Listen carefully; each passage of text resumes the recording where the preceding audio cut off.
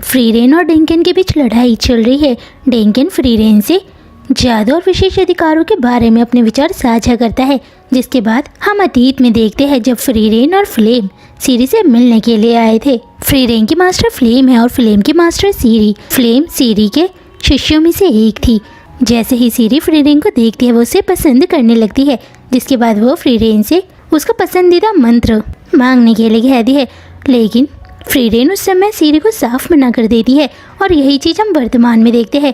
डेंगन की बातें फ्रीरेन को सीरी के साथ हुई पहली मुलाकात की याद दिला रही होती है। सीरी ने फ्रीरेन की प्रशंसा वापस ले ली है कि उसमें सीरी को मंत्र सीखने की इच्छा कम लग रही थी, लेकिन फ्लेम सीरी को बताती है उसे फ्रीरेन पर विश्वास है कि वो एक दिन डीमंगिंग को हराएगी। ये बात सुनकर सीरी कहती कि तुम्हें मुझ पर विश्वास नहीं है कि मैं डीमंगिंग को हरा सकती हूँ। वो कहती मुझे आप पर विश्वास है, लेकिन आप किसी को भी मारना नहीं चाहते हो।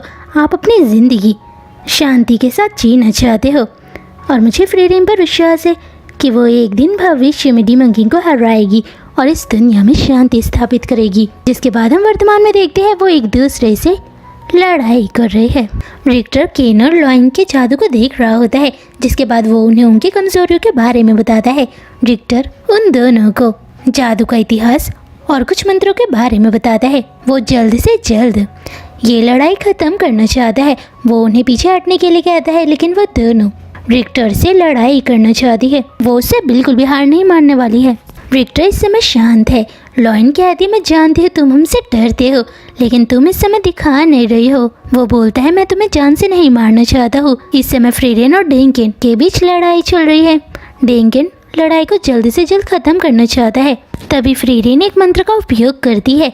डेंकन हैरान हो जाता है। सीरी ने फर्स्ट क्लास मेज के पहली परीक्षा के लिए एक जगह चुनी है। उस जगह में उसने एक बैरियर, जो कि एक दीवार है, वो बनाई है ताकि कोई चीज़ या वस्तु उस दीवार के अंदर प्रवेश ना कर पाए। फ्रीरेन उससे लॉफिन के बारे में पूछती है क्योंकि वो स्टील को पाना चाहती है।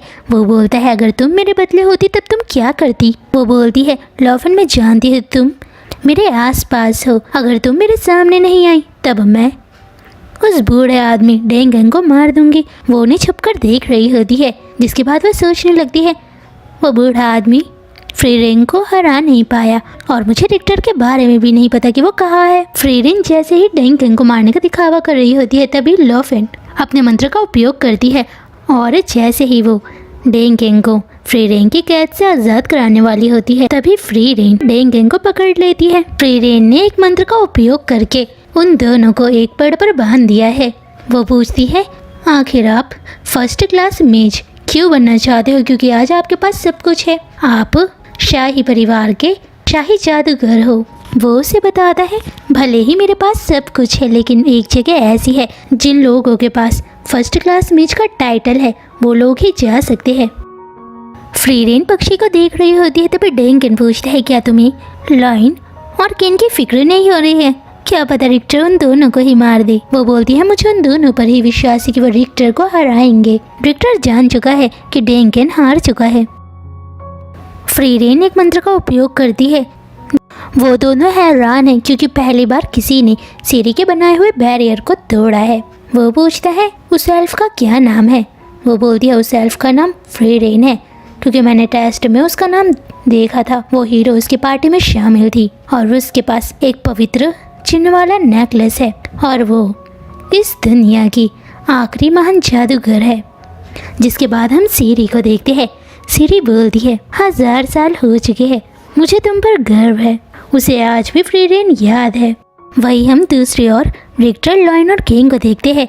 वो तीनों ही हैरान हैं क्योंकि वो जानना चाहते हैं इस मंत्र का उपयोग किसने किया है।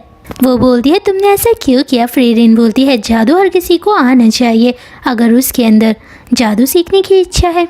वो बोलता है क्या लॉइन और केन पानी को नियंत्रित कर सकती है। जिसके बाद हम रिक्टर लॉइन और केन को देखते हैं। आसमान से बारिश हो रही है और लॉइन और केन पानी को नियंत्रित कर सकते हैं। वो हैरान है क्योंकि इस समय बारिश हो रही है। वो जैसे ही अपने मंत्र का उपयोग करने वाला होता है तभी केन पानी को नियंत्रित करती है।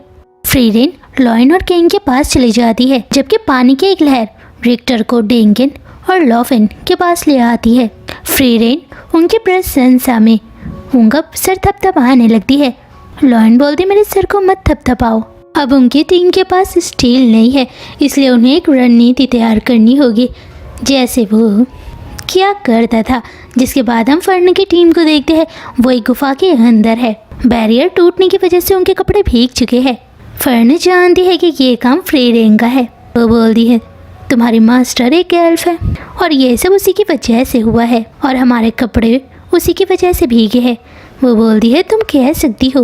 वो बोलती है कि तुम्हारे मास्टर ने तुम्हें स्टील को पकड़ने वाला मंत्र सिखाया है और तुम कौन कौन से मंत्र जानती हो। उनकी बात सुनकर वो कहता है फर्न तुम्हें अपने और अपने मंत्रों के बारे में किसी को नहीं बताना चाहिए और क्या पता अगले टेस्ट में वो एक दूसरे के दुश्मन बन जाए। डेंकिन लॉफिंग को उस पेड़ को काटने के लिए जादू का उपयोग करने के लिए कहता है जिससे वह जुड़े हुए है। वो ऐसा ही करती है। अब वो आज़ाद है। रास्ते में उन्हें एक टीम मिलती है। उस टीम का एक सदस्य मारा जा चुका है, इसलिए अब वो इस टेस्ट में पास नहीं हो पाएंगे।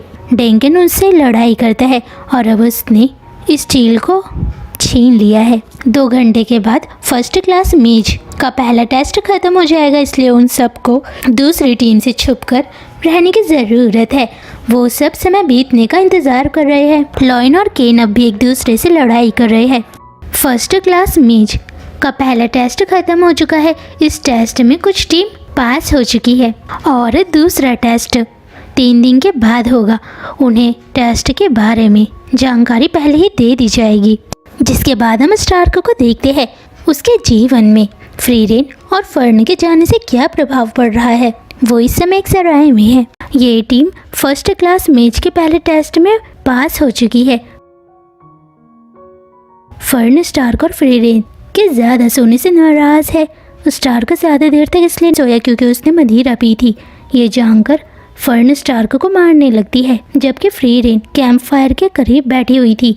वो दोनों फर्न को खुश करने के लिए कुछ खाने का सामान खरीदने की योजना बनाते हैं। ऑबर्ट शहर में रिक्टर की दुकान है। वो एक बूढ़ी औरत जो कि उसकी दादी है उनकी मदद करता है। वो रिक्टर को बच्चों का इनाम देती है। वो बोलता है मैं अब एक बच्चा नहीं हूँ। वो बोलती है मेरी आँखों में तुम हमेशा ही मेरे प्यारे बच्चे रहोगे। उस दुकान से लॉफिन और डेंकिन गुजर रहे होते हैं। रिक्टर उनसे नाराज़ है क्योंकि उसे हार का सामना करना पड़ा। वो उसे समझाता है कि ज़रूरी नहीं कि इस दुनिया में हम हमेशा जीते। वो चाहता है कि रिक्टर एक अच्छे रेस्टोरेंट को ढूंढने में उनकी मदद करे। रिक्टर उनके साथ बिल्कुल नहीं जाना चाहता है, लेकिन वो उससे बात करने की कोशिश करता है। लॉफिन उस समय कुछ खा रही होती है। वो पूछता है तुम्हें ये खाना कहाँ मिला। वो बोलती है ये खाना मुझे बूढ़े आदमी डेंकिन ने दिया है और मैं इस खाने को तुम्हारे साथ बिल्कुल नहीं बांटूंगी। डेंकिन अपनी मरी हुई पत्नी के साथ आखिरी बार रेस्टोरेंट में गया था। ये बात सुनकर रिक्टर उसके साथ रेस्टोरेंट में जाने के लिए तैयार हो जाता है, लेकिन डेंकिन को रिक्टर और लॉफिन को मुफ्त में खाना खिलाना होगा और उनके खाने का बिल भी डेंकिन को ही भरना पड़ेगा। रास्ते में लैंड बिल्लियों को देखता है। वहाँ उसकी मुलाकात ऊबल से होती है। ऊबल और वो फर्स्ट टेस्ट में हुई घटनाओं के बारे में बात कर रहे होते हैं। वो तीनों एक रेस्टोरेंट के अंदर जाते हैं जहाँ पहले से फर्न, स्टार्क और फ्रीरेन बैठे होते हैं। वो उनसे झगड़ा नहीं करना चाहते हैं क्योंकि वो साथ में खुश लग रहे हैं। वहाँ उन तीनों को खाना पसंद आता है। फ्रीरेन याद करती है कि 80 साल पहले जब वो इस रेस्टोरेंट में आई थी, खाना बनाने वाला हीरोज़ की पार्टी को जानता है। वो उन्हें शुक्रिया करता है क्योंकि राक्षस उसके परिवार के चाकू को ले गए थे। वो उसे वापस मिल चुका है। फ्रीरेन को फिक्र है कि खाने का स्वाद भविष्य में बदल जाएगा, लेकिन शेफ़ उन्हें विश्वास दिलाता है कि भविष्य में भी इस खाने का स्वाद ऐसा ही रहेगा। वर्तमान में फ्रीरेन जैसे ही खाने को खाती है उसे महसूस होता है कि शेफ़ की कही गई बात गलत साबित हुई। खाने का स्वाद बदल चुका है, लेकिन अब भी उसे खाना स्वादिष्ट लग रहा होता है। इस रेस्टोरेंट में लैंड और ऊबल भी है। अगले दिन फ्रीरेन स्टार्क को एक बूढ़े आदमी से बात करता हुआ देखती है। उसके जाने के बाद वो पूछती है तुम मुझसे क्या बात कर रहे थे। वो बोलता है मैं तो सिर्फ युद्ध कला का प्रशिक्षण कर रहा था। वो बोलती है तुम जहाँ कहीं भी जाते हो तुम अजीब लोगों को अपनी ओर आकर्षित करते हो और इस समय तुम्हें मेरे साथ सराय में जाना होगा। फर्न उससे नाराज़ है। फ्रीरेन बोलती है आज हमें शॉपिंग के लिए जाना था, लेकिन मैं ज़्यादा समय तक सो गई थी। वो उसके हाथ को पकड़कर कहती है तुम मेरी मदद कर सकते हो, तुम हमारे झगड़े को सुलझा सकते हो। वो बोलता है मैं बहुत ज़्यादा डर चुका हूँ क्योंकि आपने मेरे हाथ को पकड़ा हुआ है। वो उससे माफ़ी मांगती है, जिसके बाद वो फर्न से बात करने की कोशिश करता है। वो बोलती है मुझे खाने के लिए स्नैक्स चाहिए। वो मन में कहता है फर्न ऐसा मुंह बनाकर खाने के बारे में कैसे बोल रही है। रास्ते में वीरबल और उसका साथी एक योद्धा की तलाश कर रहा है। उन्हें एक योद्धा मिलता है, लेकिन वो उसके शरीर को देखकर उसे नज़रअंदाज करके जाने लगते हैं। केन उन दोनों को ही एक ऊंची सी बिल्डिंग से देख रही होती है। तभी वहाँ लॉइन आती है। लॉइन के घर वाले शहर में आए हुए हैं।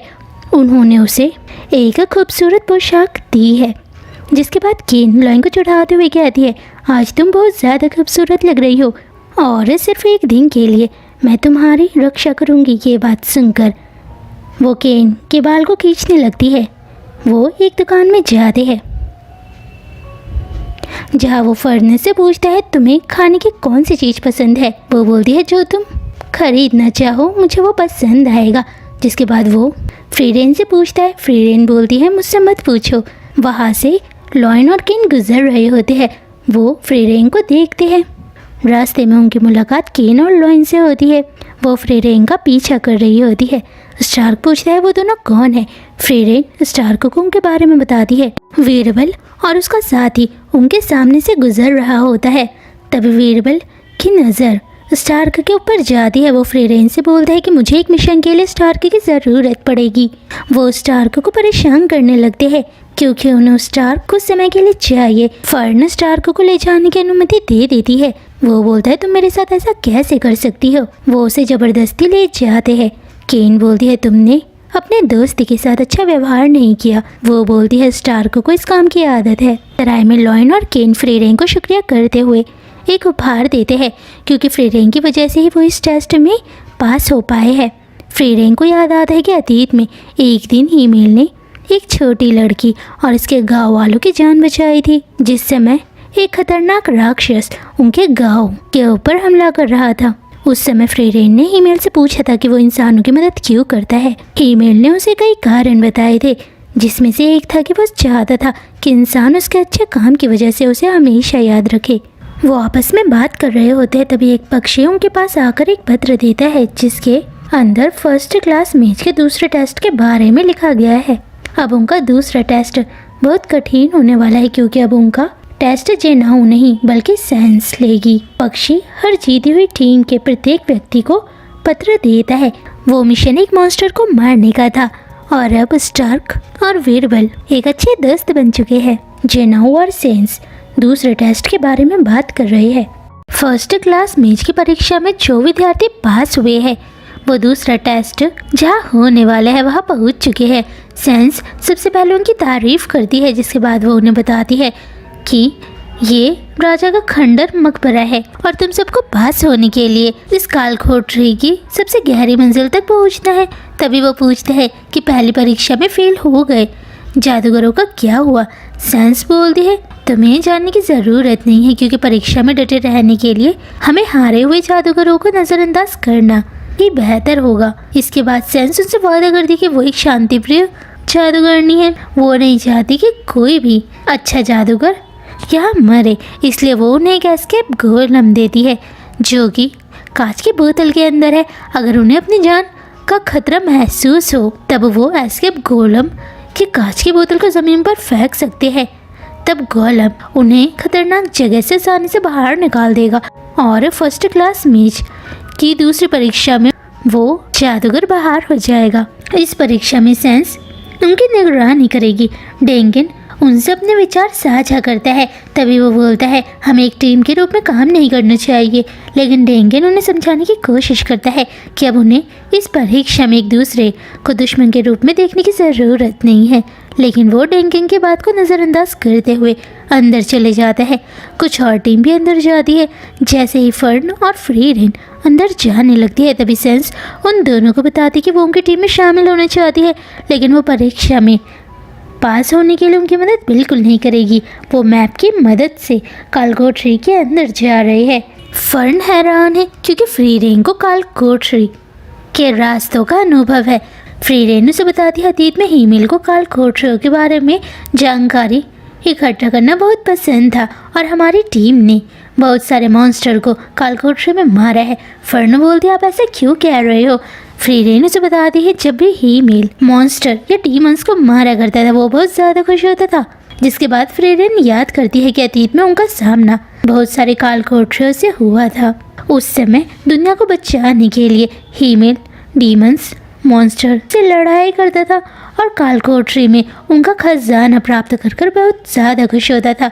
उसे इस काम में बहुत ज़्यादा मज़ा आता था। फ्रीरेन उन्हें रास्ता बताने के लिए तैयार नहीं हो रही थी।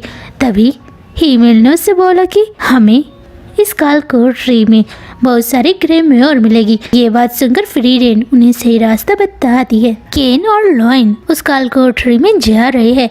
डेंगन निराश है क्योंकि एक टीम दूसरी टीम के साथ मिलकर काम नहीं करना चाहती है। रिक्टर कहता है उसे इस बात की चिंता नहीं करनी चाहिए क्योंकि उसे लगता है दूसरी टीम दूसरे जादूगरों से समझदार है। वो पांचों ही कालकोठरी में प्रवेश कर रहे हैं। जिसके बाद हम डेंगन और दूसरी पार्टी को देखते हैं। जैसे ही वो एक कमरे के अंदर जाने की कोशिश करते हैं तभी गार्गोयल जाग जाते हैं जो पत्थर के बने एक मॉन्स्टर है। वो उन पर हमला करने लगते हैं। वो जादू से अपनी जान बचाते हैं। वो सब अपनी जान बचाने में कामयाब हो जाते हैं लेकिन उनका एक साथी लड़ाई करते समय गार्गोयल के कारण दूसरे कमरे में फेंक दिया जाता है। वो उसे बचाने में असमर्थ है इसलिए वो उसे एस्केप गोलेम की कांच की बोतल को तोड़ने के लिए कहते हैं। वो ऐसा ही करती है जिस वजह से उसकी जान बच चुकी है। उन्हें एस्केप गोलेम बहुत ज़्यादा अच्छा लग रहा होता है। वहाँ उन्हें एक बक्सा मिलता है। फ्रीरेन सोचती है शायद उस बक्से के अंदर ग्रीमयोर है लेकिन फर्न उसे बता दिया उस बक्से के अंदर ग्रीमयोर नहीं बल्कि वो एक मिमिक है। लेकिन फ्रीरेन को पूरा विश्वास है कि उस बक्से के अंदर उसे ग्रीमयोर मिलेगी। वो जैसे उसे छूती है तभी मिमिक उसे अपनी ओर खींचने लगता है। फर्न उसे आज़ाद कराने की कोशिश करती है। सेंस उन दोनों को ही देखकर सोच रही है कि क्या उसने उन दोनों के साथ रहने का निर्णय सही लिया। अभी फर्न फ्रीरेन को मिमिक से बाहर निकालने की कोशिश कर रही है। फ्रीरेन कहते हैं मेरे को मत खींचो वरना वो मुझे खा जाएगा। इस समय फ्रीरेन को बहुत ज़्यादा डर लग रहा है। तभी फ्रीरेन फर्न को बता दी है कि वो मिमिक से कैसे आज़ाद हो सकती है। वो उसे कुछ बातें बताती है। फर्न ऐसा ही करती है। फ्रीरेन अब आज़ाद है। फर्न फ्रीरेन के बालों को साफ करते हुए पूछती है कि अतीत में उसने मिमिक का सामना कैसे किया। जिसके बाद वो उसे बताती है कि अतीत में जब भी उसका सामना मिमिक से हुआ उसे बिल्कुल भी अच्छा नहीं लगता था कि उसके बाल पूरे भीग चुके हैं। वो अपने बालों को जादू से सुखा देती थी जिस वजह से उसके बाल ऐसे दिखाई देते थे। वो आखिरी मंजिल की ओर जाने का रास्ता ढूंढ रहे हैं। उस रास्ते में उन्हें गार्गोयल्स दिखाई देते हैं लेकिन फ्रीरेन के कई साल के अनुभव से वो गार्गोयल से लड़ाई किए बिना ही आगे की ओर जा रहे हैं। फ्रीरेन को वहाँ फिर से मिमिक मिलता है। फ्रीरेन सेंस और फर्न को एक जगह आराम करने के लिए कहती है। उस जगह वो दोनों ही फ्रीरेन को देखकर हैरान है क्योंकि उनकी आंखों में फ्रीरेन जिस वस्तु को प्यार कर रही है उनकी नज़रों में वो एक कचरा है। लेकिन उन्हें समझ नहीं आ रहा कि वो इतनी खुश क्यों है। फ्रीरेन की नज़रों में ये सब एक खजाना है। सेंस कहती है फर्न मैंने आज तक तुम्हारी तरह जादूगरनी नहीं देखी जिसने इतनी कम उम्र में अपना माना नियंत्रित करना सीख लिया है। मेरी नज़रों में तुम बहुत अजीब लड़की हो जिसे जादू बहुत ज़्यादा पसंद है। फर्न उसे बताती है वो अपनी ज़िंदगी में एक महान जादूगर बनना चाहती है क्योंकि उसने किसी से वादा किया था। वो जादू को खोजना चाहती है। सेंस बोलती तुम्हारा मतलब क्या है। वो बोलती है अतीत में मैं फ्रीरेन के साथ एक दिन कालकोठरी के अंदर गई थी। उन्हें वहाँ बहुत सारा खजाना मिला था। उन्हें पाकर वो बहुत ज़्यादा खुश हुई थी और मुझे उन्हें ऐसा देखकर बहुत अच्छा लगता है। इसलिए मैं जादू को खोजना चाहती हूँ क्योंकि वो मेरे चेहरे पर मुस्कान लाता है। भले ही दूसरों को ये चीज़ें कचरा लगती हो लेकिन वो किसी को खजाना लगती है। इसलिए मैं जादू को खोज करना चाहती हूँ क्योंकि मैं फ्रीरेन की तरह हमेशा खुश रहना चाहती हूँ। सेंस अब सोचने लगती है कि उसने उनकी टीम में शामिल होने का फैसला सही लिया क्योंकि अब वो फर्न की बातों से प्रभावित हो चुकी है। जिसके बाद हम वीरबल की टीम को देखते हैं। तभी कोई उन्हें जादू से रोकने की कोशिश करता है। वीरबल सोचता है शायद दूसरी पार्टी के लोग उस पर हमला कर रहे हैं। वो जादू से उनकी रक्षा करता है। वीरबल अपना पीछा करने वाले की ओर देखकर हैरान है क्योंकि उनका सामना उन्हीं के पत्थर वाले रूप से हो रहा है। वही दूसरी ओर डेंगन और दूसरी टीम का भी सामना अपने पत्थर वाले रूप से हो रहा है। वो हैरान है क्योंकि उनका पत्थर वाला रूप बहुत ज़्यादा ताकतवर है। उन्होंने उन्हें हरा दिया है, जिसके बाद वो एक कमरे में जाकर हैरान हो जाते हैं क्योंकि उनका सामना फ्री रेंग के पत्थर वाले रूप से होता है जो उसे खतरनाक तरीके से घूर रही है। जेनाओ किसी को कालकोठरी के मालिक स्पीगेल के बारे में बताता है कि स्पीगेल वहाँ का स्वामी है। जो कोई भी उस कालकोठरी के अंदर जाता है, स्पीगेल उसकी यादें, उसका माना और उसकी क्षमताओं और कौशल की नकल करता है, यानी वो उस इंसान की एक नकल तैयार करता है जो हूबहू असली लग रहा होता है, लेकिन वो एक पत्थर के रूप में होता है। वो इंसान या जादूगर अपने आप को एक पत्थर के रूप में देखते हैं। वो पूछता है सेंस ने इस तरीके की परीक्षा क्यों चुनी। जेनाओ कहता है सेंस को लड़ाई झगड़ा पसंद नहीं है, इसलिए उसने ऐसी परीक्षा को चुना है जिसमें जादूगर का सामना अपने आप से हो और वो लड़ाई में मारे ना जाए। जिसके बाद हम उबल और लैंड को देखते हैं। लैंड और उबल का सामना अपने रेप्लिका से हो रहा होता है। वो घायल हो गया है। वो पूछती है क्या तुम असली हो, क्या तुम उसका क्लोन नहीं हो। वो उसकी बातों का कोई जवाब नहीं देता है।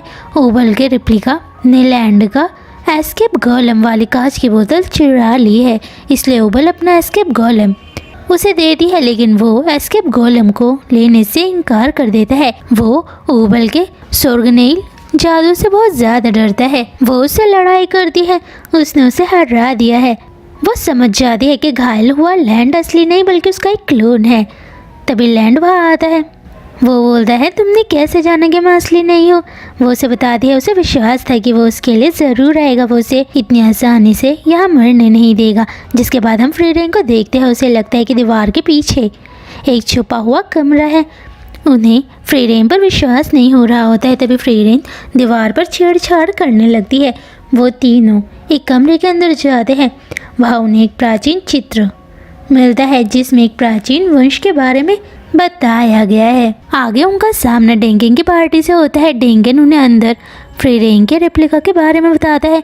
वो कमरे के अंदर देखती है। उसे ये जादू बहुत ज़्यादा मज़ेदार लग रहा होता है क्योंकि अंदर फ्री रेंग के रेप्लिका है। फ्री रेंग का रेप्लिका फ्री रेंग की तरह ही शक्तिशाली है। डेंगन मैथड को फ्री रेंग पर जादू करने के लिए कहता है। वो फ्री रेंग को गले लगाकर उसका मारने को महसूस कर रही होती है। वो हैरान है क्योंकि उसके सम्मोहन यानी किसी को भी वश में करने वाले जादू का फ्री रेंग पर कोई असर नहीं पड़ रहा है। मेथड की नज़रों में एडल फ्री रेंग के रेप्लिका को हरा सकती है। तभी फर्न फ्री रेंग को अपनी ओर खींचती है क्योंकि उसे बिल्कुल भी अच्छा नहीं लग रहा था अगर कोई प्यार या पसंद करे। उसे इस समय मेथड से जलन हो रही थी। सेंस का रेप्लिका एडल की टीम से लड़ाई कर रहा है। एडल को लगता है कि उन्हें हार मान लेनी चाहिए। एडल अपना एस्केप गोलम की कांच की बोतल ज़मीन पर फेंकती है जिससे बड़ा सा गोलम प्रकट हो जाता है। इस समय उसकी नज़रों में अपनी जान से कीमती फर्स्ट क्लास मैच की परीक्षा नहीं है। डंस्टे और ब्लेई अपनी जान बचाकर भागने लगते हैं। लैंड और उबल फिर रास्ता खोज रहे हैं। उन सबको एक नक्शा दिया गया है जिसकी मदद से वो कालकोठरी के अंदर जाने की कोशिश कर रहे हैं। जिसके बाद हम डेंगन और फ्री रेंग की टीम को देखते हैं। फ्री रेंग उसे बताती है रेप्लिका में दिमाग नहीं होता है। वीरबल की टीम अपने रेप्लिका से लड़ाई कर रही है। उन्हें लग रहा है कि वो हारने वाले हैं। फ्री रेंग और डेंगन की टीम बात कर रहे होते हैं कि वो फ्री रेंग के रेप्लिका को कैसे मारे। तभी फर्नी कहती मैं जानती हूँ मैं फ्री रेंग के रेप्लिका को कैसे मारा जाए। तभी फ्री रेंग को सीन की कही गई बातें याद आती है। हमें इस समय बताया नहीं गया है कि उन्होंने आपस में क्या बात की। जिसके बाद वो फर्नी की बातों पर विचार करते हैं। तभी उनकी नज़र डंस्टर पे जाती है। वो उससे पूछते हैं कि एडल कहाँ है। वो उन्हें बताता है कि एडल इस परीक्षा से बाहर हो चुकी है। मेथड एक किताब से उसके घाव को ठीक करती है। वो उन्हें बताता है जब सेंस के रेप्लिका ने उनसे लड़ाई की उस समय ब्लेई और वो एक दूसरे से अलग हो गए थे और अब वो नहीं जानते कि ब्लेई कहाँ है।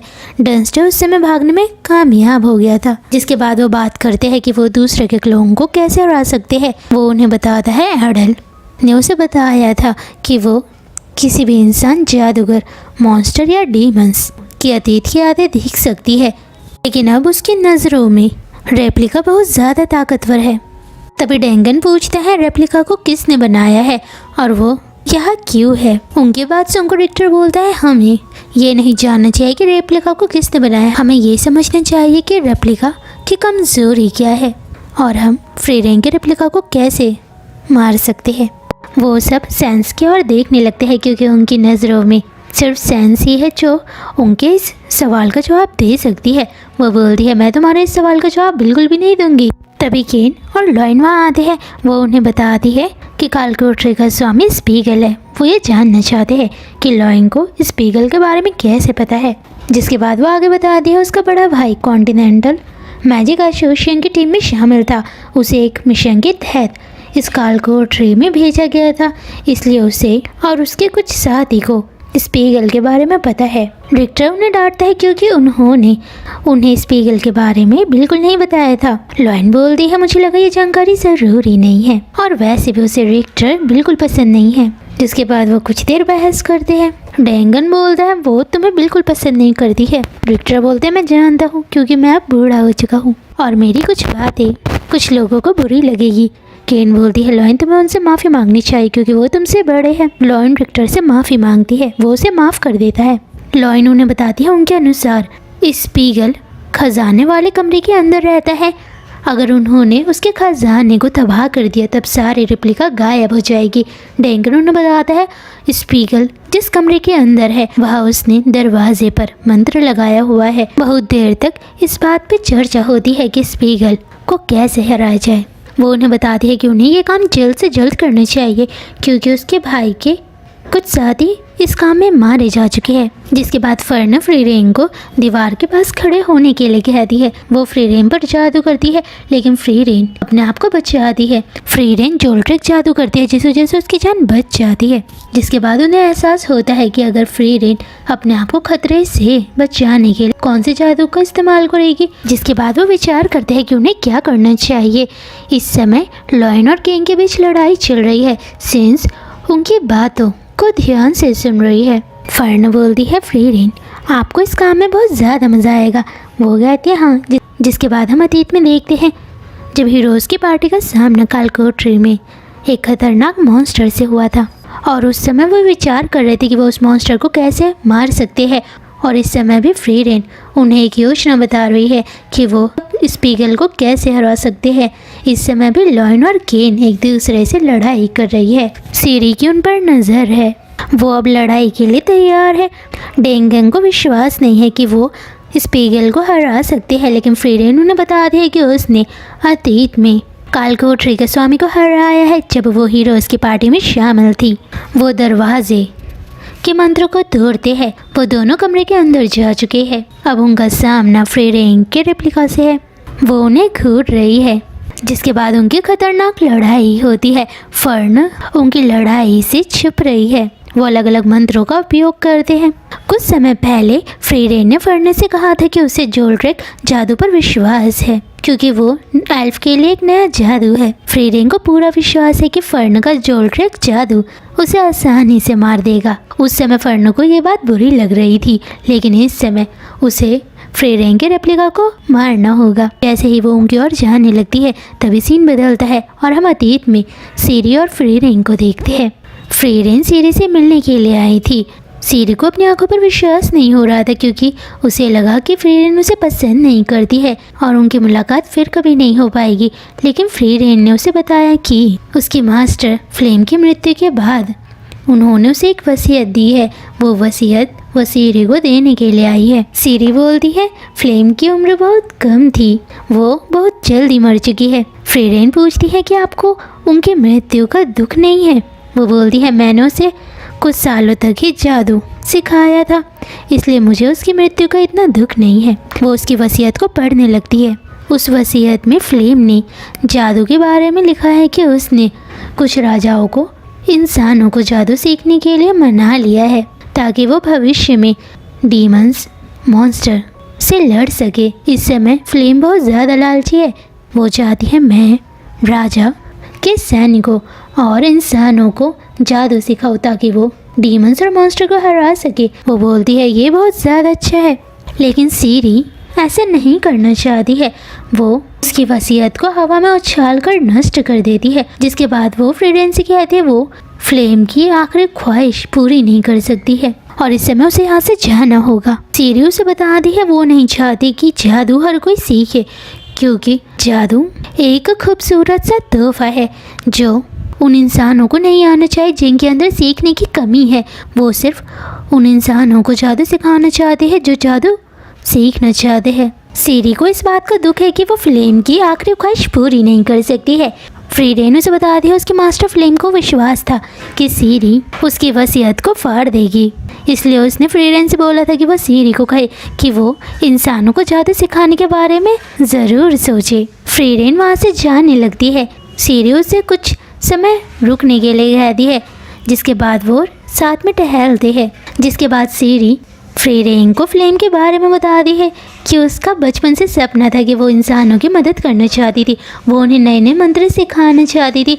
वो उसे फ्लेम का पसंदीदा मंत्र भी बता दी है जो मिट्टी से फूलों को उगाना था। सीरी की नज़रों में फ्लेम का पसंदीदा मंत्र बहुत बेकार था। उसे आज भी वो दिन याद है कि वो कैसे फ्लेम को मंत्र सिखाया करती थी। उसे इस बात पर गर्व है कि फ्लेम इंसानों को जादू सिखाने वाली पहली जादूगरनी बनी। वो जादूगरों की मास्टर है और इंसानों की उम्र बहुत कम होती है, इसलिए उन्हें अपनी ज़िंदगी में हर तरीके का मंत्र या जादू सीखना आना चाहिए। जिसके बाद वो उसे बता दी है कि समय धीरे धीरे बदल रहा है, इंसान तरक्की कर रहा है।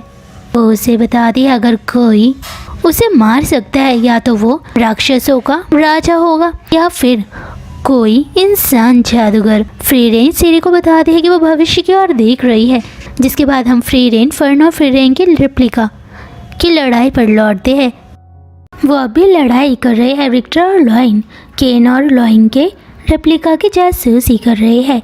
वो रेप्लिका से लड़ाई करते हैं। कुछ समय पहले डेंगन ने उन्हें बोला था कि उन सभी को अलग अलग दिशा में जाकर रेप्लिका को नष्ट करना होगा। वो सब डेंगन की बात मानते हैं। वो रेप्लिका को मारने की कोशिश कर रहे हैं। कुछ समय पहले जब फ्रीरेन और फर्न स्पीगल के खजाने वाले कमरे के अंदर जाने वाले थे, तब मैथड ने उन्हें बोला था कि अभी उनका सामना फर्न, फ्रीरेन और सेंस के रेप्लिका से नहीं हुआ है। फ्रीरेन को सेंस के रेप्लिका से थोड़ी फिक्र है, क्योंकि अगर सेंस के रेप्लिका का सामना फर्न और उससे हुआ तब वो उसे घायल कर सकती है। रिक्टर इन सब के लिए सेंस का दोषी मानता है। सेंस उन्हें बोलती है अगर वो चाहे तब बिना घायल हुए ही इस परीक्षा को पास कर सकते हैं। उन्हें आखिर तक रेप्लिका से छिपकर रहना होगा। लॉइन और रिक्टर ने रेप्लिका को हरा दिया है, तभी सेंस का रेप्लिका छुपकर अपने बालों से लॉइन को मारने की कोशिश करता है। तभी रिक्टर का ध्यान भटकता है और इसी समय सेंस का रेप्लिका रिक्टर को मारने की कोशिश करता है। वो दोनों ही घायल हो चुके हैं। लॉइन और रिक्टर अपनी गोलम की बोतल तोड़ देते हैं, क्योंकि इस समय उनकी जान से प्यारा फर्स्ट क्लास मैच नहीं है। याद रहे सेंस ने अपने बालों से उन्हें मारा है। डेंकन उन दोनों को ही जाता हुआ देखता है। वो छुपकर सेंस के रेप्लिका को देख रहा होता है। तभी उसका सामना लैंड और ओबल से होता है। पहले तो ओबल पूछती है डेंकन, आप इस काल कोठरी की आखिरी मंजिल में क्यों नहीं जा रहे हो, और क्या आप सेंस के रेप्लिका को मारने के बारे में सोच रहे हो? डेंकन बोलता है फ्रीरेन काल कोठरी के अंदर गई है, लेकिन ओबल सेंस के रेप्लिका को मारना चाहती है। लैंड उसे चेतावनी देता है कि वो वीरबल और डेंकन को हरा नहीं पाई है, लेकिन ओबल को अपने ऊपर विश्वास है कि वह सेंस के रेप्लिका को मार सकती है। वो सेंस के रेप्लिका को मारने के लिए रियल स्ट्रेंथ वाले मंत्र का इस्तेमाल करेगी। जिसके बाद हम सेंस को देखते हैं। वो जानती है कि यहाँ क्या चल रहा है और इस समय ओबल उसके रेप्लिका को मारने वाली है और इस लड़ाई में कौन जीतेगा वो इस बारे में भी जानती है। जिसके बाद हम देखते हैं कुछ साल पहले फर्स्ट क्लास मैच की परीक्षा हुई थी। बर्ग जो कि फर्स्ट क्लास मैच था, उसने दूसरी परीक्षा आयोजित की थी। उस परीक्षा में भाग लेने वाले जादूगर को बर्ग को हराना था, लेकिन कोई भी उसे हराने में कामयाब नहीं हो पा रहा था। उस परीक्षा में शामिल थी ओबल। ओबल जान चुकी थी कि बर्ग को कैसे मारा जा सकता है। वो उसे आसानी से मार देती है, लेकिन फिर भी ओबल फर्स्ट क्लास मैच की परीक्षा में फेल हो चुकी थी। जिसके बाद वो सेंस से मिलती है। सेंस जानना चाहती है कि ओबल को बर्ग को कैसे मारा जाए, उसके बारे में पता है। वो उसे बताती है कि बचपन में वो अपनी बहन के साथ सिलाई करती थी और उसे पता था कि बर्ग के कपड़े को काट कर उसे मारा जा सकता है, लेकिन ये बात सेंस नहीं जानती थी। वो उसे डराने की कोशिश करती है। दूसरे जादूगर बर्ग को इसलिए नहीं मार पा रहे थे क्योंकि उन्हें नहीं पता था कि बर्ग को कैसे मारा जाए। वर्तमान में सेंस जानती है कि ओबल उसके रेप्लिका को मार सकती है और इस समय ओबल उसे मारने में कामयाब हो जाती है। मैथड की मुलाकात वीरबल की टीम से होती है। मैथड उसके घाव को जादू से भरती है, जिसके बाद वो उन्हें बताती है कि अभी अभी ओबल ने सेंस के रेप्लिका को मार दिया है। वीरबल हैरान है क्योंकि उसे लगता था कि ओबल सेंस के रेप्लिका को मार नहीं सकती है। मैथड के अनुसार वीरबल की टीम को डैंकन के रेप्लिका को मारना होगा, जबकि वो फर्न के रेप्लिका को मारेगी।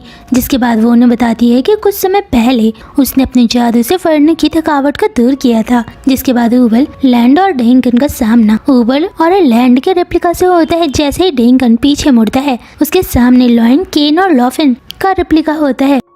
हर कोई रेप्लिका से लड़ाई कर रहा है। फ्रीरेन और फर्न खतरनाक तरीके से रेप्लिका से लड़ाई कर रहे होते हैं। कुछ समय पहले फर्न को अपने ऊपर विश्वास नहीं हो रहा था कि वो फ्रीरेन के रेप्लिका को मार सकती है। तब फ्रीरेन ने उसे विश्वास दिलाया था कि वो उसके रेप्लिका को मार सकती है। ये लड़ाई बहुत ज़्यादा खतरनाक हो चुकी है। आखिरकार फ्रीरेन और फर्न के प्रयासों से वो फ्रीरेन के रेप्लिका को घायल करने में कामयाब हो जाते हैं। वो फर्न को खतरनाक तरीके से घूर रही होती है। वो अपने जादू से फर्न को दूर फेंकती है, लेकिन फर्न ने अपने जादू से उसे एक जगह कैद कर लिया है। जिसके बाद फ्रीरेन अपने जादू से अपने रेप्लिका को मार देती है। वो फर्न के लिए खुश है क्योंकि फर्न उसकी उम्मीदों पर खड़ी उतरी है। जिसके बाद वो स्पीगल के खजाने वाले कमरे में जाकर उसे नष्ट कर देते हैं, जिससे सारे रेप्लिका नष्ट हो जाते हैं। हर कोई जान चुका है कि फ्रीरेन और फर्न ने स्पीगल को नष्ट कर दिया है। वो सब थक चुके हैं। जिसके बाद वो स्पीगल के खजाने वाले कमरे में जाते हैं, जहाँ पहले से सेंस मौजूद होती है। वो उन्हें बताती है कि इस परीक्षा में वो सभी पास हो चुके हैं। डैंकन फर्न और फ्रीरेन के बारे में पूछता है। सेंस उनकी ओर देखती है। स्पीगल के खजाने में मिमिक है। फ्रीरेन को अभी मिमिक मजे में चबा रहा है। वो सब जान चुके हैं कि फ्रीरेन को ग्रेमर पसंद है। सेंस खुश है क्योंकि उसके द्वारा आयोजित परीक्षा में किसी की भी जान नहीं गई। जिसके बाद हम उन जादूगरों को देखते हैं जो इस परीक्षा में फेल हो चुके हैं। ये सब हारे हुए जादूगर है। अगले दिन बूढ़ा आदमी स्टार्क को सलाह दे रहा होता है। उसके जाने के बाद फर्न स्टार्क से मिलती है। स्टार्क ये देखकर हैरान है कि फर्न का मूड ठीक नहीं है। वो उससे कारण पूछता है। फर्न बताती है कि फ्रीरेन और उसकी बहस हो चुकी है क्योंकि कल उसका स्टाफ टूट गया था, लेकिन फ्रीरेन चाहती है वो नया स्टाफ खरीदे। ये स्टाफ उसे हाइड्रा ने दिया था और ये फर्न के पास हाइड्रा की आखिरी निशानी है। स्टार्क कहता है फ्रीरेन की बातों का ये मतलब नहीं था। वो इस समय उदास है क्योंकि वो स्टाफ को फेंकना नहीं चाहती है। लॉयन परेशान है क्योंकि वो फर्स्ट क्लास मेज की परीक्षा से बाहर हो चुकी है। केन उसे समझाती है कि 3 साल के बाद फिर से परीक्षा होगी और क्या पता फर्स्ट क्लास मेज की परीक्षा 3 साल के बाद वो जीत जाए। जिसके बाद वो लॉयन के सिर को थपथपाती है। फ्रीरेन वहाँ से गुजर रही होती है। वो फ्रीरेन को रोकती है। वो उसके पास जाकर बोलती है इस बैग में क्या है। डैंकन और लॉफिन रिक्टर की दुकान में जाते हैं। रिक्टर उन्हें जाने के लिए कहता है। वो बोलता है मुझे कुछ सामान खरीदना है और इस समय तुम्हें अपनी हार से दुखी नहीं होना चाहिए। वो बोलता है जल्द से जल्द सामान लेकर यहाँ से जाओ। लॉफिन खाने की चीज रिक्टर को देती है, लेकिन वो खाने से इनकार कर देता है। डैंकन बोलता है मैं अतीत में बिल्कुल तुम्हारी तरह एक जिद्दी जादूगर था।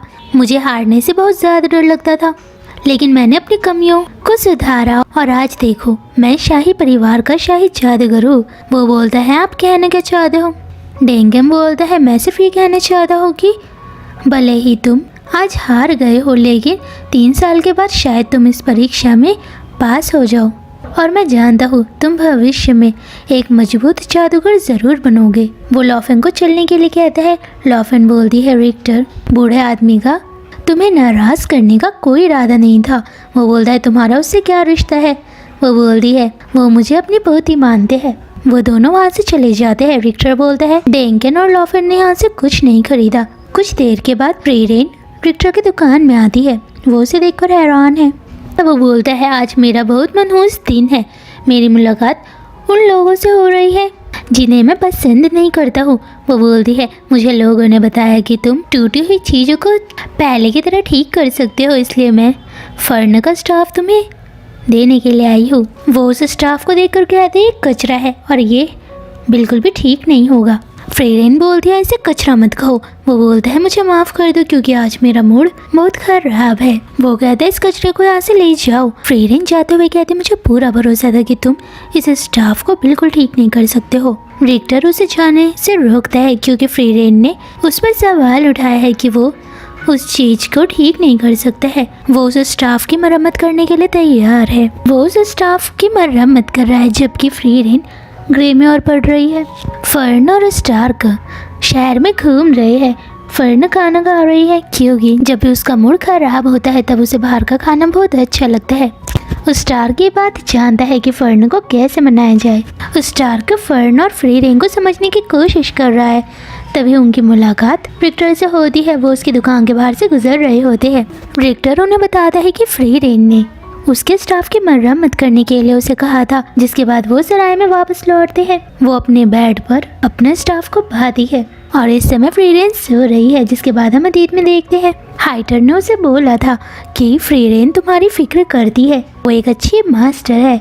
जिसके बाद वो फ्रीरेन को देखती है। वो इस समय अंगड़ाई ले रही है। वो उसे कंबल उड़ाती है। वो फ्रीरेन को अपनी मास्टर मानती है। फर्स्ट क्लास मेज की तीसरी परीक्षा शुरू हो चुकी है। वो सब उस जगह पहुंच चुके हैं। फर्न फ्रीरेन से बात करना चाहती है, लेकिन फ्रीरेन को नहीं पता कि फर्न क्या बात करना चाहती है। एक कमरे के अंदर फर्स्ट क्लास मेज यानी प्रथम श्रेणी के जादूगर है और उनके सामने है सीरी। सीरी पूछती है सेंस क्या तुम जानती हो मैं यहाँ क्यों आई हूँ। वो उसकी बातों का कोई जवाब नहीं देती है। सीरी बोलती है तुम हमेशा से ही किसी से भी कुछ नहीं कहती हो और ना ही किसी की बातों का जवाब देती हो। जिसके बाद वो बोलती है मैं इस बार यहाँ इसलिए आई हूँ क्योंकि दूसरी परीक्षा में 12 जादूगर पास हुए हैं और मेरी नज़रों में जो इस कमरे के अंदर प्रथम श्रेणी के जादूगर है वो मेरी उम्मीदों पर खड़ा नहीं उतरे हैं। वो सीरी से माफ़ी मांगते हैं, जिसके बाद सीरी उन्हें बता दिया कि उसकी नज़रों में एक जादूगरनी है जो सबसे शक्तिशाली है। वो बोलता है कि आपका मतलब फ्रीरेन है। वो बोलती है हाँ, क्योंकि उसकी वजह से 12 लोग पास हुए हैं। वो इस बात से बिल्कुल भी खुश नहीं है। इन सब के लिए वो फ्रीरेन को दोषी मानती है। जिसके बाद वो उनसे कहती है कि तीसरी परीक्षा के प्रॉक्टर वो होगी। वो सैन से कहती है मैं जानती हूँ तुम शांति प्रिय हो, इसलिए मैं किसी भी जादूगर को मारना नहीं चाहती क्योंकि मुझे भी शांति पसंद है। जिसके बाद वो लनन से फ्रीरेन के माने के बारे में पूछती है। वो कहता है उसका माना आपके माने के बराबर है। वो मुस्कुराती है। जिसके बाद सीरी फाल से कहती है कि उसकी नज़रों में फ्रीरेन का माना कैसा है। वो बोलता है उसका माना आपके माने के बराबर नहीं है। उसकी नज़रों में फ्रीरेन एक आम जादूगरनी है। जिसके बाद वो चर्चा करती है। सीरी इस बात से परेशान है कि फ्रीरेन ने इतने साल की उपलब्धि के बावजूद वो आज भी इतनी डरपोक है जितनी वो तब थी जब पहली बार वो उससे मिली थी। साथ ही वो इस बात से खुश नहीं है कि आज जो उसके पास है उसे हासिल करने में उसने काफ़ी समय लगा दिया है और सीरी को इंसान जादूगरों को लेने का पछतावा है क्योंकि वो उसकी उम्मीदों पर खड़ा नहीं उतरे। जिसके बाद वो उन्हें बताता है कि तीसरी परीक्षा के प्रॉक्टर सीरी है। वो एक एक करके सबका इंटरव्यू लेती है। फ्रीरेन कहती है फर्न शायद वो हमें इस परीक्षा में फेल कर देगी। जिसके बाद केन सीरी के क्वार्टर में जाती है। सीरी उसे बिना देखे ही फेल कर देती है। केन कारण पूछती है। सीरी उसे बताती है जब तुमने इस जगह में प्रवेश किया तब तुम मुझे देखकर डर गई थी और इस समय भी तुम मुझसे बात करने में डर रही हो। के जाने के बाद डर्नस्टे लॉफेन सार्फ को देखते ही उन्हें फेल कर देती है। जिसके बाद फ्रीरेन उसके सामने आती है। सीरी कहती है फ्रीरेन तुम अपने आप को प्रथम श्रेणी के जादूगर के रूप में नहीं देखती हो और तुम जानती हो मैं तुम्हें इस परीक्षा में पास नहीं होने दूंगी। सीरी उसे एक मौका देती है और उससे पूछती है तुम्हारा पसंदीदा मंत्र क्या है। फ्रीरेन उसे अपना पसंदीदा मंत्र फूलों की खेती करना बताती है जो फ्रीरेन की मास्टर फिल्म का पसंदीदा मंत्र है। सीरी की नज़रों में ये मंत्र बहुत बेकार है। वो उसे फेल कर देती है। फ्रीरेन जाने लगती है। सीरी कहती तुम अपनी बात पर कायम नहीं रहती हो और मैं बिल्कुल नहीं मानती कि तुम्हारी तरह एक जादूगरनी ने डीमन किंग को मारा है। फ्रीरेन बोलती है मैंने उसे अकेले नहीं मारा है, मेरे साथ हीमे, लीसेन और हाइटर है। हम चारों ने मिलकर डीमन किंग और उसकी सेना को हराया है। सीरी कहती फ्रीरेन तुम्हारी किस्मत अच्छी थी कि तुम्हारे साथ वो तीनों थे। फ्रीरेन सीरी की इस बात से सहमत है। जिसके बाद वो याद करती है कि उसने हीमेल से एक बार पूछा था कि उसने उसे इस पार्टी में क्यों शामिल किया। हीमेल उसे बताता है कि शहर में कई जादूगर रहते हैं, लेकिन वो सिर्फ फ्रीरेन को अपनी टीम में शामिल करना चाहता था क्योंकि उसकी नज़रों में फ्रीरेन एक शक्तिशाली जादूगरनी है। वो उसे बताता है कि अतीत में उसकी मुलाकात एक बार फ्रीरेन से हुई थी, लेकिन फ्रीरेन को याद नहीं है कि वो हीमेल से कब मिली थी। वो उसे अपनी पहली मुलाकात की याद दिलाता है जब वो बच्चा था, तब वो जड़ी बूटियों को ढूंढते समय जंगल में खो गया था। उस समय रात हो गई थी, वो जंगल में डर रहा था। तभी उसके सामने फ्रीरेन आती है, वो उसे रास्ता बताने लगती है। फ्रीरेन जादू से फूलों का एक क्षेत्र बना दी है, जिसको देखकर हीमेल का डर गायब हो जाता है। वो पहली बार था जब हीमेल ने किसी को जादू करता हुआ देखा। फ्रीरेन जाने से पहले कहती है, आप फर्न को फेल करने के बारे में मत सोचना क्योंकि वो आपकी उम्मीदों पर खड़ा उतरेगी। फ्रीरेन के जाने के बाद फर्न सीरी से मिलती है। सीरी पहले फर्न से कुछ नहीं कहती है, लेकिन फर्न का माना देखकर वो हैरान है। फर्न भी सीरी को देखकर हैरान है। वो फर्न से पूछती, तुम्हें क्या दिखाई दे रहा है। फर्न सीरी को बताती कि वो जानती है कि उसके मन में उतार चढ़ाव हो रहा है, यानी सीरी का माना अस्थिर है। फर्न याद करती है कि फ्रीरेन ने उसे बताया था कि सीरी उसे परीक्षा में फेल कर देगी, लेकिन फर्न को उससे डरने की ज़रूरत नहीं है। सीरी जो चाहती है, ज़रूरी नहीं कि फर्न वो चीज़ करे। उसे सीरी की बात मानने की कोई ज़रूरत नहीं है। जिसके बाद सीरी उसे पास कर देती है, जो कि इस समय अस्थिर है, उसे देख लिया था। और दूसरा, जब सीरी ने उसे अपना शिष्य बनने के लिए कहा, तब उसने साफ इनकार कर दिया था क्योंकि इस समय वो फ्रीरेन की शिष्य है। ये बात सीरी को अच्छी लगी। फ्रीरेन के जाने के बाद डेंकन आता है। पहले तो वो उसे उसकी उम्र की वजह से फेल करना चाहती है, लेकिन वो उसके बारे में सब कुछ जानती है कि वो शाही जादूगर है और इस समय डेंकन उसे लड़ाई करना चाहती है, इसलिए वो उसे पास कर देती है। लेकिन वो डेंकन से कुछ साल पहले मिलना चाहती थी जब वो जवान था, तो शायद वो उसे अपना शिष्य बनाने के बारे में सोचती। डेंकन के जाने के बाद ओबल आती है। ओबल को देखे बिना ही सीरी उसे पास करती है। वो पूछती है, आपने मुझे पास क्यों किया। वो उसे बताती है कि हमें एक दूसरे से बात करने की ज़रूरत नहीं है। ओबल के जाने के बाद लैंड आता है। सीरी लैंड से कहती है, तुम असली नहीं हो। वो हैरान हो जाता है, जिसके बाद वो उसे भी पास करती है क्योंकि उसने एक साहस वाला काम किया है। वो उसे बताती है कि वो जानती है कि वो एक क्लोन है और इस समय वो अपने घर पर अकेले बैठकर चाय पी रहा है। जिसके बाद हम असली लैंड को देखते हैं। वो अपने घर पर बैठकर अकेले चाय पी रहा है। वो ये बात सुनकर हैरान है क्योंकि वो शुरू से लेकर आखिर तक फर्स्ट क्लास मेज की परीक्षा में शामिल ही नहीं हुआ, बल्कि उसका क्लोन ही इस परीक्षा में शामिल हुआ है। सीरी लैंड को इसलिए पास करती है क्योंकि पूरी परीक्षा के दौरान लैंड ने अपने क्लोन का उपयोग करने का साहस किया है। लैंड के जाने के बाद वीरबल आता है। वो उसके युद्ध कौशल और उपलब्धियों की तारीफ करती है। साथ ही वो जानती है वीरबल उसे नहीं हरा सकता है। वीरबल की नज़रों में वो जिन जादूगरों को हरा नहीं सकता है, वो सेकंड क्लास मेज बनने के लायक नहीं है। सीरी उससे उसका पसंदीदा मंत्र के बारे में पूछती है। वो कहता है उसका कोई पसंदीदा मंत्र नहीं है क्योंकि वो जादू को एक हत्या के रूप में देखते हैं। ये बात सुनकर सीरी उसे पास करती है। सीरी ने वीरबल को इसलिए पास किया क्योंकि वीरबल जादू को हत्या के रूप में इस्तेमाल करने वाली चीज़ के रूप में देखता है। वीरबल के जाने के बाद मेथड कमरे में आती है। वो उससे पूछती है, तुम्हें क्या दिखाई दे रहा है। वो बोलती है, मुझे इस समय एक प्यारी और छोटी सी लड़की दिखाई दे रही है। सीरी ये बात सुनकर कहती है, आजकल कैसे कैसे जादूगर इस परीक्षा में भाग ले रहे हैं। वो उसे पास करती है और ऐसे कहते हुए वो सीरी से बिल्कुल भी नहीं डर रही है। जिसके बाद हम उन जादूगरों को देखते हैं जो इस परीक्षा में फेल हो चुके हैं, जो इस परीक्षा में पास हो चुके हैं। वो फर्स्ट क्लास मेज बन चुके हैं। फ्रीरेन फर्न का इंतजार कर रही होती है। फर्न फ्रीरेन से कहती है कि वो पास हो चुकी है। फ्रीरेन फर्न के लिए खुश है। वो उसकी तारीफ में उसका सर थपथपाने लगती है। डेंकन उनकी ओर देखता है। वो उन्हें बधाई देता है क्योंकि आज उसी की वजह से वो फर्स्ट क्लास मेज बन पाया है, जो उसका सपना था। और अब वो एक ऐसी जगह जाएगा जहाँ सिर्फ वो फर्स्ट क्लास मेज ही जा सकते हैं। वो अब निराश है क्योंकि उन्हें 3 साल के बाद फिर से इस परीक्षा को देना होगा। फर्न और स्टार की मुलाकात वहाँ डेंकन और लॉफिन से होती है, जिसके बाद वो साथ में बात करते हैं। वो दोनों कुछ नहीं खा रहे होते हैं। डेंकन उन्हें खाने के लिए कहता है। स्टार को फर्न से पूछता है वो बूढ़ा आदमी कौन है। फर्न से बताती है कि वो बूढ़ा आदमी शाही जादूगर है। ये बात सुनकर स्टार का हड़बड़ाने लगता है क्योंकि बूढ़ा आदमी एक नॉबल है। वो उससे माफ़ी मांगता है। डेंकन उसे माफ़ कर देता है। जिसके बाद वो अपने इतिहास के बारे में बताता है कि उसका कोई पोता और पोती नहीं है क्योंकि उसका कोई बच्चे ही नहीं थे। उसकी शादी के कुछ साल बाद ही उसकी पत्नी की मृत्यु हो गई थी। वो उससे बहुत ज़्यादा प्यार करता था, जिसके बाद वो उसे बताता है कि उस समय उसे लगा अपनी पत्नी को बचाने के लिए उसे धन की आवश्यकता पड़ेगी। 50 साल पहले कॉन्टिनेंटल मैजिक एसोसिएशन की स्थापना हुई, जिसके बाद उसने बहुत मेहनत किया और आज वो शाही जादूगर है। आज उसके पास सब कुछ है, लेकिन सिर्फ उसकी पत्नी उसके साथ नहीं है, जिससे वो इस जिंदगी में सबसे ज़्यादा प्यार करता था। उसे हमेशा इस बात का दुख रहेगा। वो सिर्फ जादू को, राजनीतिक विवादों को सुलझाने को एक हथियार के रूप में देखता है। वो फर्न से कहता है कि फ्रीरेन को शुक्रिया कहे, क्योंकि उसकी वजह से उसे जादू करने में अलग ही मज़ा है। ये बात पता लगी और वो कहीं ना कहीं हीरोज़ की पार्टी में फ्रीरेन की कहानियों से प्रेरित था और उन्हीं की वजह से वो एक जादूगर बन पाया। और मैं जादूगर सिर्फ हीरोज़ की पार्टी की वजह से बना हूँ। उसमें मुझे फ्रीरेन का जादू बहुत ज़्यादा पसंद था।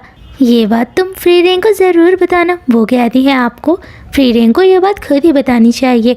वो ये बात सुनकर बहुत ज़्यादा खुश होगी। डेंगन कहता है मैं उन्हें ज़रूर बताऊंगा। भले ही फ्रीरेन फर्स्ट क्लास मैच ना बन पाई हो, लेकिन उसे इस बात की खुशी है कि ऑबर्ट शहर में उसे बहुत सारी ग्रेमर मिल चुकी है। वो ग्रेमर को पढ़ने के लिए ले जा रही है। रास्ते में अचानक एक बूढ़ी औरत गिर जाती है। फ्रीरेन कुछ नहीं करती है।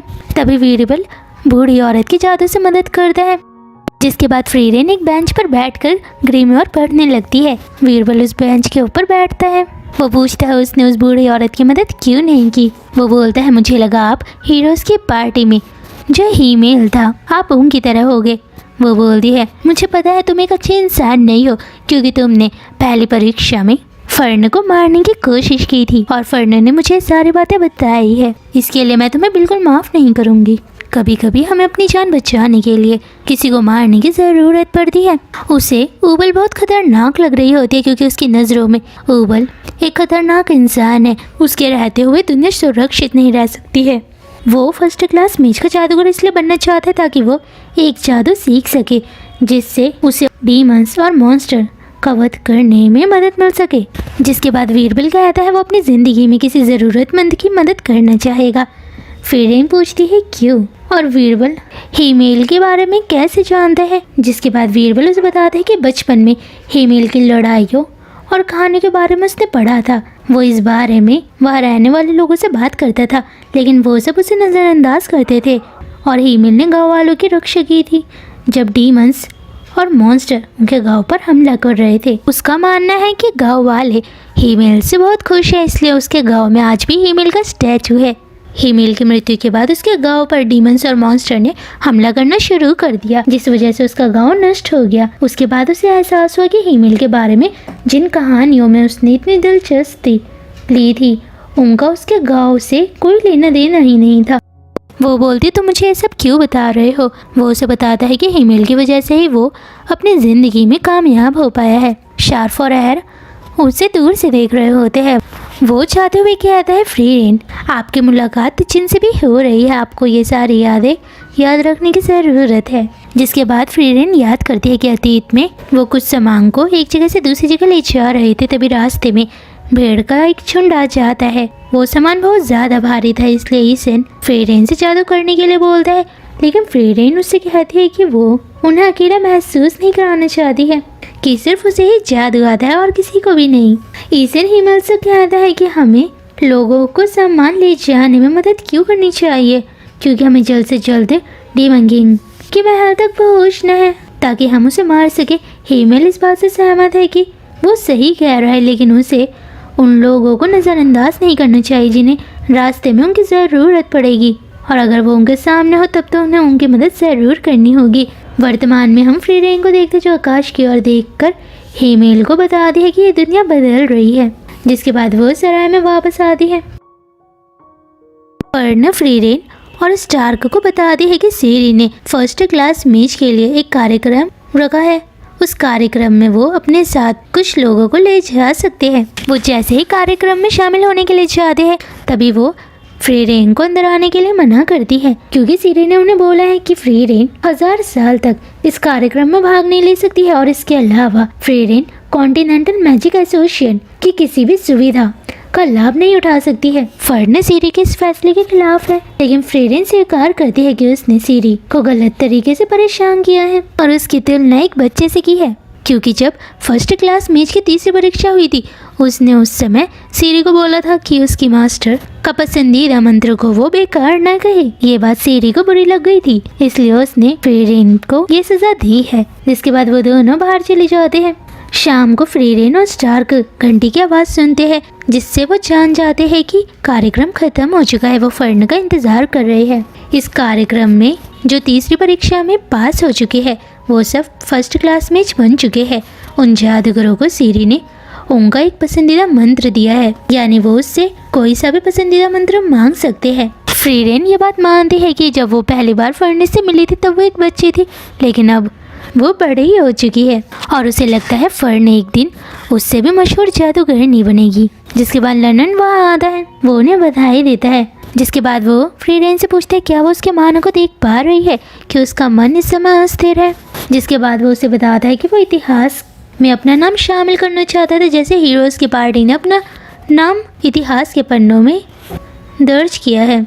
जिसके बाद वो फ्लेम के बारे में भी कहता है, वो चाहता है फ्लेम की तरह उसे भी इंसान याद रखे, इसलिए वो फ्रीरेन को मार कर अपना नाम इतिहास के पन्नों में दर्ज कराएगा। वो फ्रीरेन पर जादू करता है, लेकिन फ्रीरेन अपने जादू से बच जाती है। उसके कंधे पर चोट लग चुकी है। फ्रीरेन कहते वो लड़ाई नहीं करना चाहती है क्योंकि इससे उसका समय बर्बाद हो रहा है। साथ ही वो कहती है सीरी उसे याद रखेगी, जैसे वो अपने मास्टर फ्लेम को याद रखती है। जिसके बाद फर्न कार्यक्रम से बाहर निकलती है। वो तीनों ही जाने लगते हैं। जिसके बाद वो याद कर सीरी कभी भी अपने शिष्यों से खुश नहीं रही और उसकी नज़रों में फ्लेम एक महान जादूगरनी नहीं है, क्योंकि वो उसकी उम्मीदों पर खड़ा नहीं उतर पाई। लेकिन उसे अपनी ज़िंदगी में अपने शिष्यों को लेने का अफसोस नहीं है। वर्तमान में फ्रीरेन को विश्वास नहीं हो रहा कि सीरी अपने छात्रों को यह नहीं बता सकती कि वास्तव में वो उनके बारे में कैसे महसूस करती है। जिसके बाद फर्न कार्यक्रम से बाहर आती है। वो फ्रीरेन को कहती है उसे उसका विशेषाधिकार मिल चुका है। वो फ्रीरेन के कंधे पर लगी हुई चोट के बारे में पूछती है। फ्रीरेन कहती है चर्च में जाकर अपने कंधे की चोट को ठीक कराना चाहती है। अकेले में लर्नन फ्रीरेन के कहे हुए शब्दों के बारे में सोच रहा होता, उसे महसूस होता है कि वह फ्रीरेन और सीरी एक अजीब जादूगर है। अगले दिन वो ऑबर्ट शहर से जा रहे हैं। रास्ते में उन्हें कुछ लोग मिलते हैं। हर कोई स्टार्क को जानने लग गया है। वो दोनों ही हैरान है क्योंकि इतने कम समय में लोग स्टार्क के दोस्त बन चुके हैं। रास्ते में फर्न फ्रीरेन से पूछती है कि वो कैसी लग रही है। फ्रीरेन कहते तुम्हारे कपड़े साफ लग रहे हैं और तुम्हारे कपड़ों से खुशबू आ रही है। जिसके बाद फर्न कहती है ये एक मंत्र है जिससे कपड़े के ऊपर दाग धब्बे साफ हो जाते हैं और कपड़ों से खुशबू आने लगती है। ये बात सुनकर फ्रीरेन कहती है सीरी एक चीती जागती ग्रीम्योर है। ये मंत्र बहुत काम का है। वो उसके सिर को थपथपाने लगती है, क्योंकि जब भी फ्रीरेन को किसी की तारीफ करनी होती है वो उसका सिर थपथपाने लगती है। फर्न बहुत ज़्यादा खुश है क्योंकि फ्रीरेन ने उसे अपना शिष्य मान लिया है। जिसके बाद वो बताती है कल कार्यक्रम के दौरान जब सीरी ने मुझसे मेरा पसंदीदा मंत्र मांगा तब मैंने उन्हें ये मंत्र पूछा। मंत्र देते समय वो बिल्कुल भी खुश नहीं थी, क्योंकि उसकी नज़रों में फ्रीरेन और फ्लेम के पसंदीदा मंत्र की तरह ही ये मंत्र भी बेकार है। वो सोचती है क्या फर्न सच में पागल है जो इस बेकार मंत्र को अपना पसंदीदा मंत्र बोल रही है। फ्रीरेन कहते सीरी के साथ ऐसे ही होना चाहिए, क्योंकि उसने मुझे कॉन्टिनेंटल मैजिक एसोसिएशन के कार्यक्रम में 1000 साल तक में शामिल न होने की सज़ा दी है। रास्ते में उनकी मुलाकात लॉयन और केन से होती है। उन्हें इस यात्रा में मज़ा आया है। उन दोनों को विश्वास है कि वो 3 साल के बाद इस परीक्षा में पास हो जाएंगे। इस यात्रा में उन्हें सीन और क्राफ्ट की याद आ रही है। जिसके बाद फ्रीरेन याद करती है कि अतीत में जब भी वो एक जगह से दूसरी जगह जाया करते थे तब वहाँ के लोग उन्हें याद रखते थे और वो उन्हें अलविदा करने के लिए भी आते थे। वो डीमन किंग के किले की ओर जा रहे हैं। उनकी इस यात्रा के साथ सीजन 1 खत्म होता है।